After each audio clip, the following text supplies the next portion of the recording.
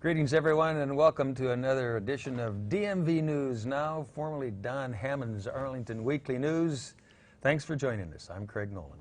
And I'm Valerie Young. And I'm Daniel Pineda. Sorry, Valerie. I'm trying to remember who we are tonight. Exactly. I'm sorry. I know you wanted to say it's more. All good. That's what we're some here today. technical difficulties. Here we are with another edition of DMV News Now, and let's get right to it. Well, after almost 3 years of inactivity, the carousel at the National Mall has returned.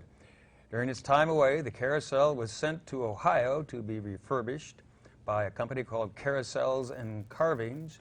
The company responsible for the restorations made sure to have it back in time for America's 250th birthday celebration right here in our nation's capital. Each horse on the carousel represents a different U.S. state, but not every single state is represented on the carousel. In addition to different states, there is also the sea dragon and the tusked pig. The carousel, built in 1947 by the Allen Herschel Company, was originally installed in Baltimore, Maryland, and actually in Gwynn Oak Park in Baltimore. That's the location where it originally set up shop there. The carousel was housed there before it was moved to the National Mall in 1981. Its exact location now is in front of the Smithsonian's Arts and Industry Building. The ride is open daily from 10 to 5, and tickets go for $6. Good deal. Can't beat that. Valerie. $6. Yeah, that's a great deal. Thanks, Craig. The Maryland Department of Health has confirmed 2 new unrelated measles cases in the Baltimore area. This would be from residents who recently traveled out of the state, bringing the 2026 total to 3. Officials are currently tracing potential exposures across several public locations in Anne Arundel County, including grocery stores and medical facilities.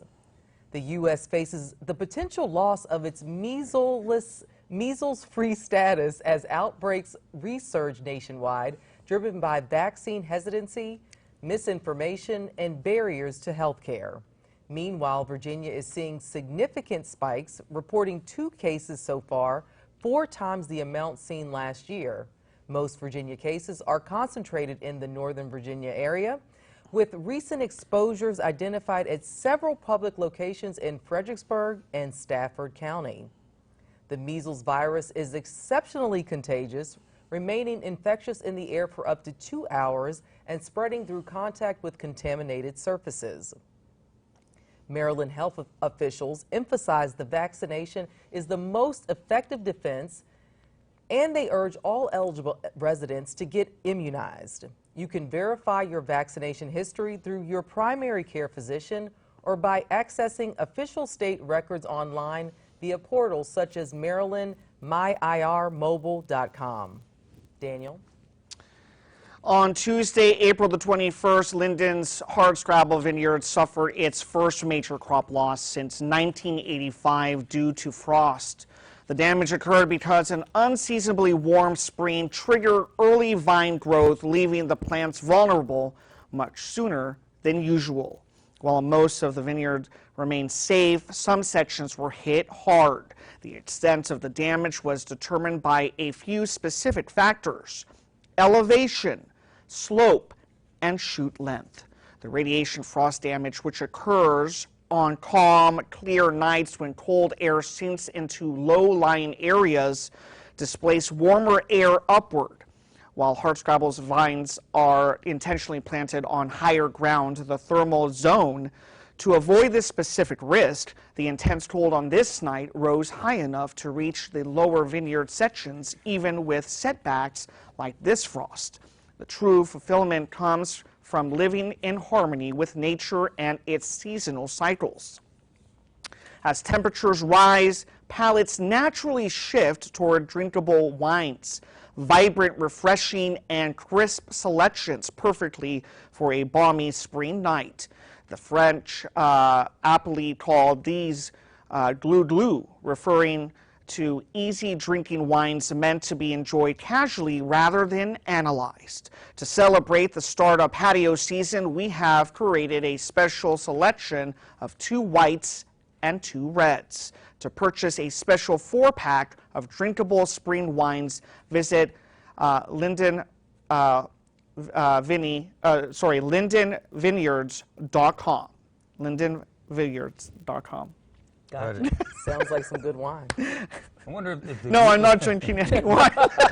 as I said that website. I'm ready for some glue right now, man, I'll tell you. Okay. Thank you, Daniel. Thank you. Here we go with some sporting news now. In sporting news, earlier in the year, the girls' flag football team was officially named Maryland's 26th state championship sport. Following a unanimous vote and approval from the state superintendent, the sport will move from the emerging status to full varsity championship for the 26-27 season. The move follows a 4-year collaboration with the Baltimore Ravens, starting with a small 10-team pilot group in Frederick, Maryland in 2023, and by 2026, participation had zoomed to 132 schools, which is about 66% of the state's secondary schools, and it easily cleared the 40% threshold that was required for official championship status. The sport will now provide new equitable opportunities for female athletes to build leadership and teamwork skills on a statewide level. Practice begins on Wednesday, August 12 of 2026, and the state championship games will be held at M&T Bank Stadium in mid-November of this year. There you go for girls ball, football, soccer, baseball, basketball, anything. All the sports. One of you guys is up next. Well, that'll be Valerie, that's you. Thanks, Craig. Well, Vanderbilt quarterback Diego Pavia, who finished second in Heisman Trophy voting, is joining the Baltimore Ravens as an undrafted free agent. While the team hasn't made an official announcement, a source confirmed the deal on last Tuesday. Despite a controversial reaction to his Heisman loss and being passed over in the NFL draft, Pavia is expected to attend Baltimore's rookie camp. A 5'10" Diego Pavia likely saw his draft stock drop due to this height, yet he built a standout college career starting at the New Mexico Military Institute. After 2 years in junior college and 2 seasons at New Mexico State, he transferred to Vanderbilt, where he guided the team to its first 10-win season in the college football playoff.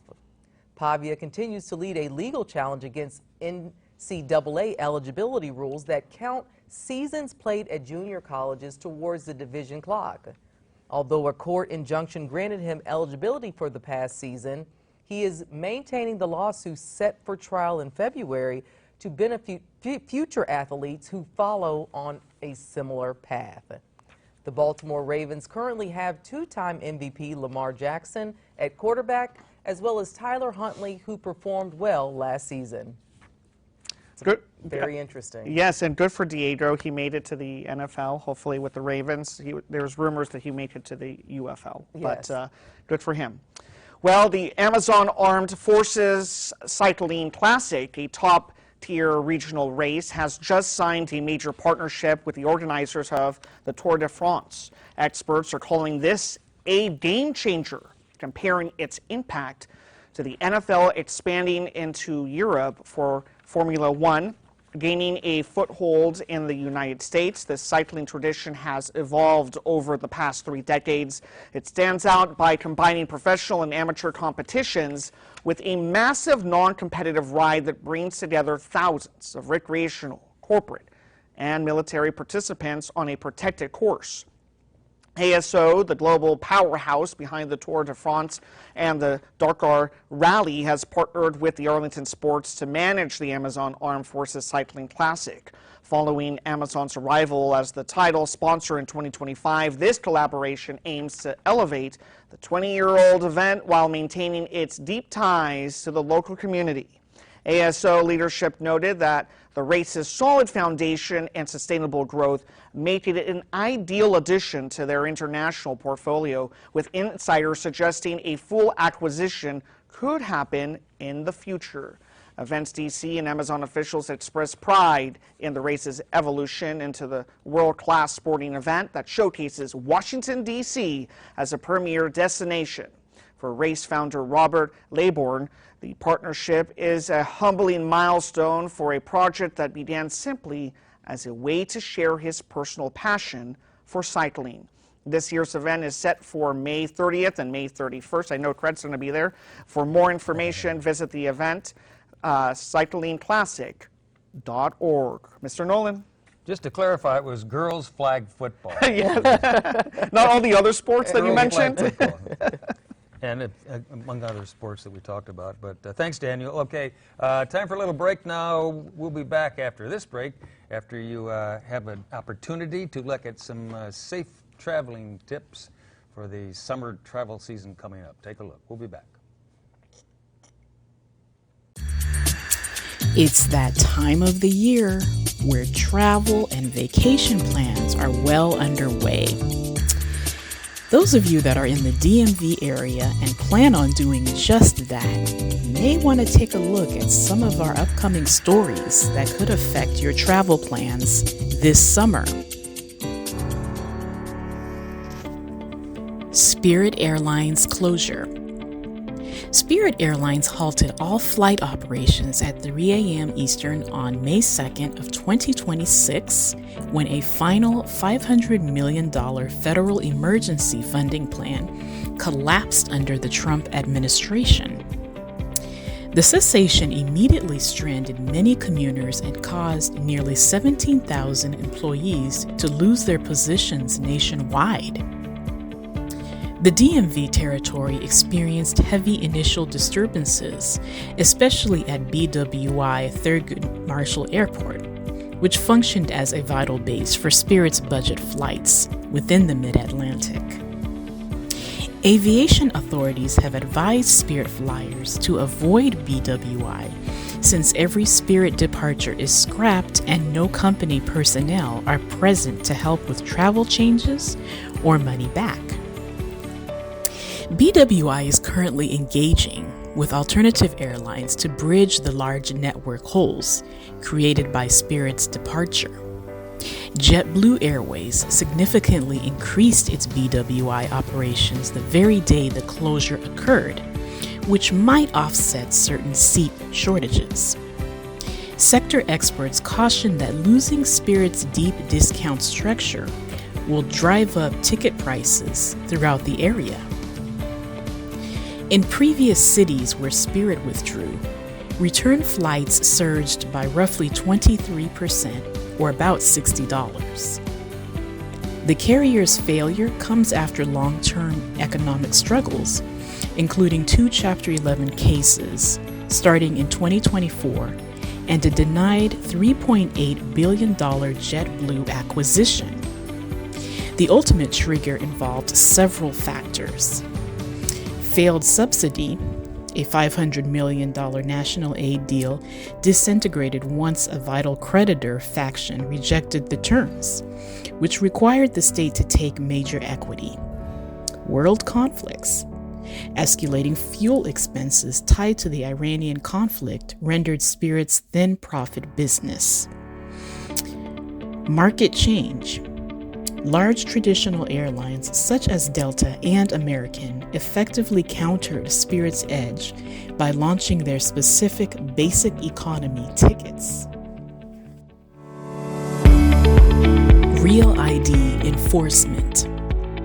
Enacted by lawmakers in 2005, the Real ID Act set baseline safety requirements for state driver's licenses and ID cards. The main objective is to curb identity theft and bolster protection for federal use, which covers getting on domestic flights and visiting federal buildings like the Social Security Administration or the Pentagon. Those that meet the standard usually feature a black or gold star in the upper right corner. Non-compliant versions typically lack this star and might explicitly mention they are not for federal identification.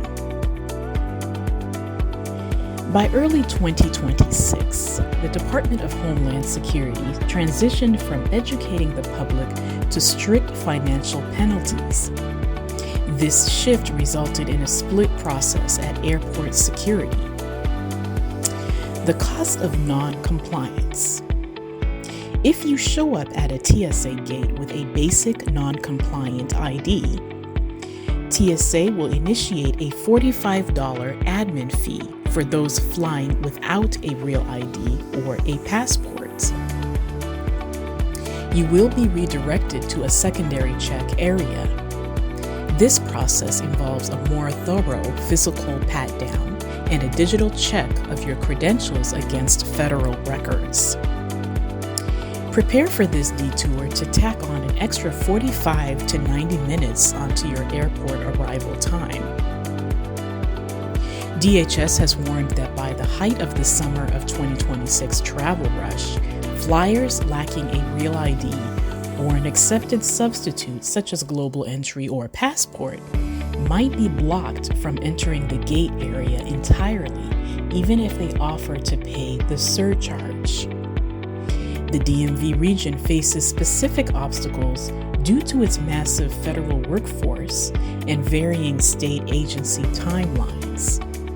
Virginia residents often still carry standard IDs from previous cycles and must visit a physical office with birth certificates and proof of residency to switch over.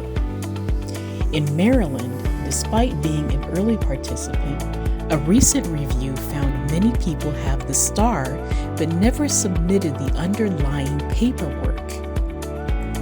These residents are getting recall alerts. Failure to respond means their status is flagged and is invalid in TSA databases. In DC, Real ID is now the standard for renewals. Heavy backlogs at service centers made it hard to get an appointment quickly. If you'd rather skip the DMV, several federal credentials can be used instead. A U.S. passport or passport card is the most popular choice. Trusted traveler cards like TSA PreCheck, Global Entry, Nexus, or Century also work. Military IDs for active duty or civilian staff and green cards are also valid for boarding. Inspect your ID today. If that star is missing, secure a DMV slot right away. Do not count on the fee as a safety net, since TSA supervisors can stop processing secondary screenings if the lanes get too crowded. If you plan to use a passport, verify it remains valid for at least 6 months, as airlines are increasingly strict about expiration dates. Rideshare safety in the DMV. Transportation security across the DMV has seen significant transformation in 2026. Headlined by Virginia's pioneering safety legislation debuting this summer and Washington, D.C.'s proposed framework for self-driving technology. Governor Abigail Spanberger recently enacted HB 1273, a measure intended to bridge the security divide between digital ease and passenger protection. ID confirmation. The statute requires that services such as Lyft and Uber authenticate operator identities prior to onboarding and thorough periodic checks. Zero credentials sharing. It is officially prohibited for operators to swap login info or profiles, a regulation ensuring the person arriving matches the individual vetted by the platform. Trip documentation. Service providers must offer tools or audio and visual recording during rides for the benefit of both parties. Enhanced vetting. Background inquiries must now investigate an operator's full record across all jurisdictions, moving beyond a limited multi-year window. The D.C. Council is presently reviewing the Autonomous Vehicle Deployment Authorization Amendment Act of 2026, a bill that would allow commercial robotaxi fleets like Waymo to launch. Fair service access. This proposal mandates that autonomous fleets offer balanced coverage, guaranteeing areas like Congress Heights experience pickup speeds comparable to Shaw. Emergency protocols. Companies must maintain direct contact lines and provide explicit instructions for fire and police units regarding safe engagement with driverless cars during crises. Legal accountability. This law seeks to establish rigorous standards for determining fault in the event of accidents or system failures. Maryland's 2026 legislative updates emphasize operator rights and financial clarity, which bolster the reliability of the local network. Pay clarity. Beginning January 1st of 2026, tech platforms must issue operators comprehensive weekly breakdowns of costs, surcharges, and the exact share of the payment the worker retains. Public safety initiatives. Maryland persists in supporting the Sober Ride campaign, which provides complimentary or subsidized Lyft trips valued at $15 during peak risk times like seasonal breaks. Vital security tips. Despite these legislative shifts, regional law enforcement suggests adhering to these safety standards for your summer commutes. Verify the details. Confirm that the tags and the operator's portrait in your smartphone precisely align with the car parked at the curb. Test the door. Before pulling away, check that the interior door handle functions properly to ensure the operator has not secretly locked you in. The identified me inquiry. Avoid asking a driver, "Are you picking up?" and then your name. Instead, inquire, "Who is your scheduled passenger?" and permit them to state your name before entering.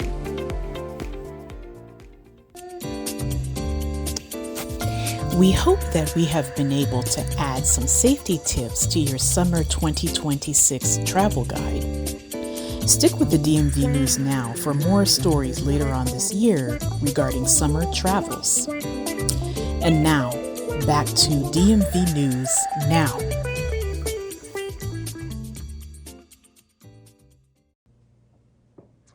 All right, well, we're back. Take two, we're back after a break, and here's some entertainment news for tonight. We begin with the Oceans Calling Festival for 2026. The event is founded by the Rockville-based band OAR. It brings more than 40 artists across 3 oceanfront stages. Beyond high-energy musical performances, the 2026 festival offers an immersive experience featuring live culinary demonstrations from chefs like Robert Irvine and access to the iconic Jolly Roger at the pier. Given the expected attendance of 160,000 plus, early booking is recommended for lodging in Ocean City, Berlin, or Fenwick Island, with attendees encouraged to use local shuttles due to very limited parking. For tickets and waitlist information, visit the official Oceans Calling Festival website at oceanscallingfestival, all one word, .com. Also, this event is scheduled to take place on the Ocean City Inlet and Boardwalk from September 25th through the 27th of 2026. Valerie. Thanks, Craig. Local artists Gavin Glakus and Steve S. Walker are showcasing a new exhibition at Alexandria's Principal Gallery that depicts Washington, D.C. from a local perspective. Featuring everyday street scenes and recognizable landmarks, the show highlights a homegrown view of the city recently featured on NBC Washington. Proximate, a joint exhibition by Glakus and Walker, also at Principal Gallery, featured over 24 new paintings capturing intimate local scenes beyond the typical postcard views of Washington, D.C. The collection, which ran through March of 2026, highlighted specific city moments, such as Glakus's depiction of the 14th Street nightlife and Walker's nostalgic views of Old Town Alexandria. You can explore more of their individual work at the Principal Gallery website at principalgallery.com. For more information regarding the exhibition, visit artsy.net. Sounds exciting. Very exciting, Valerie. Well, in April of 2026, D.C. Attorney General Brian Schwab reached a historic $9.9 million agreement with Live Nation and its Ticketmaster unit, settling claims of dishonest pricing and abusive junk fees. This regional deal is separate from an active federal antitrust lawsuit in which a jury lately convicted Live Nation of operating an unlawful monopoly. Within this total payout, $8.9 million is dedicated to direct repayment for D.C. ticket buyers who used Ticketmaster during the previous 10 years. The Office of the Attorney General plans to launch an official application system soon for locals who were targeted by deceptive bait-and-switch costs. Live Nation must now show the complete total ticket cost from the start, including every required fee during the whole buying journey from D.C. shows. D.C., Maryland, and Virginia have partnered with other states to demand structural changes which might involve forcing Live Nation to sell Ticketmaster. Live Nation still acts as the sole ticketing provider for almost all top D.C. spots such as the 930 Club, the Anthem, and Warner Theater. So this is a major settlement, correct? Major structural changes could happen. Almost $10 million, that's a lot of money. That's And a lot of money. Some of it makes its way back, makes its way back to the ticket buyers, like us guys, Yes. like I you and me. agree. Yeah. All right, thanks, Daniel. Okay, well, we're just about out of time and out of copy here, so we've reached page 11, and that's it for another edition of Thank you. DMV News Now. Thanks for joining us. Have a safe week, and we'll see you next time. Take care. Have a good one. Bye-bye. Have a good one.